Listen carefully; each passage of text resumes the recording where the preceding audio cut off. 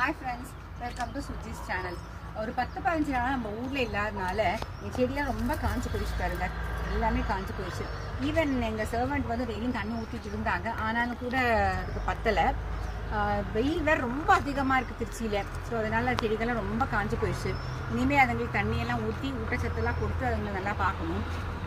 வர்ண பகவான் வேறு டெய்லியுமே ஏமாற்றிட்டு இருக்காரு. இந்த இப்போ வரேன் சொல்கிறாரு, வரமாட்டேங்குது.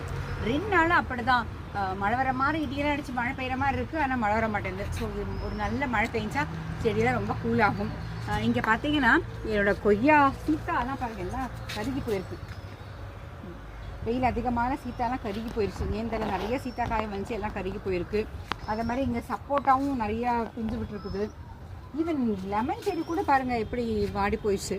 ஸோ இதுங்களுக்கெல்லாம் இனிமேல் தான் நம்ம வந்து நல்லா ஊட்டச்சத்து கொடுக்கணும். இந்த ஃப்ளோரிங் பார்த்தா தண்ணி கசியுது கீழே அப்படின்னு சொல்லிட்டு என் ஹஸ்பண்ட் சொல்கிறாரு. ஸோ அவர் வந்து இந்த டெரஸ் கார்டனுக்கு அவர் அகெயின்ஸ்டாக இருக்கார்.